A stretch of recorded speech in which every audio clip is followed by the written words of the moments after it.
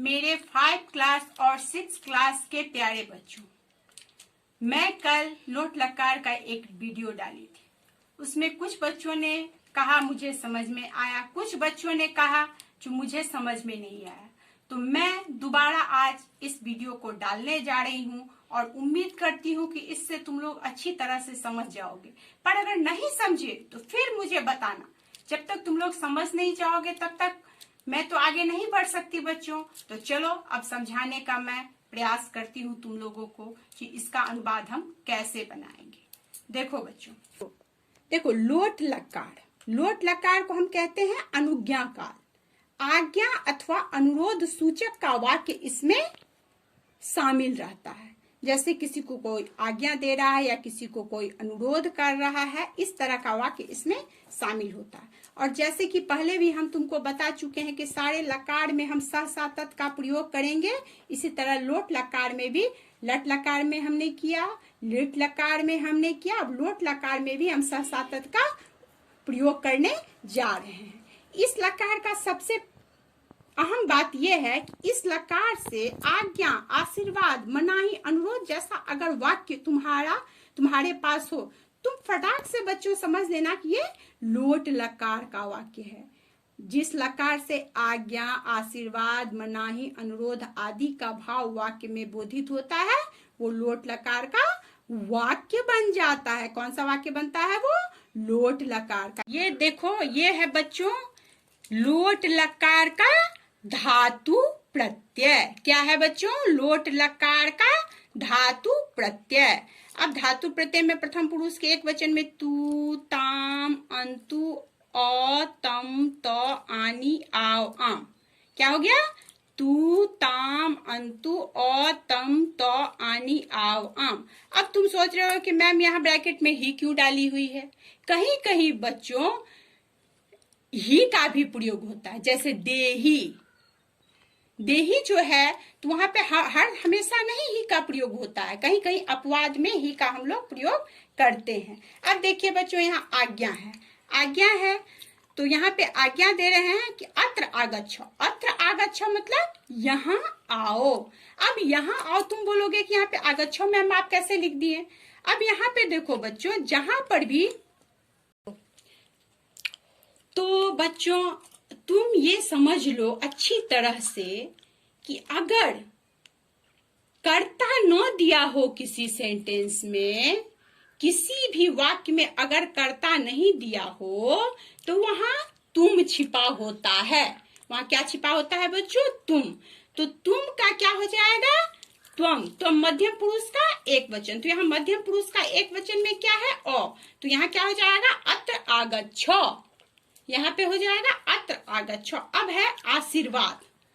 आशीर्वाद में दीर्घायु हो मतलब दीर्घायु भव, है ना? तो तुम लोग रामायण महाभारत तो देखते हो ना, तो उसमें देखते हो भीष्म पितामह किस तरह सबको आशीर्वाद देते रहते, दीर्घायु भव, सौभाग्यवती भव देते रहते हैं ना। इस तरह का जो सेंटेंस हो जाएगा वो हो जाएगा आशीर्वाद का। तो इस तरह का जो सेंटेंस रहेगा तो वहां पे बन जाएगा लोट लकार का वाक्य। अब देखो मनाही, तुम वहां मत जाओ, तुम तत्र मा गच्छ। तो यहाँ पे भी क्या छिपा हुआ है? तुम। तभी ना यहाँ पे हम गच्छ का प्रयोग किए। गच्छ मतलब मध्यम पुरुष का एक वचन तुम।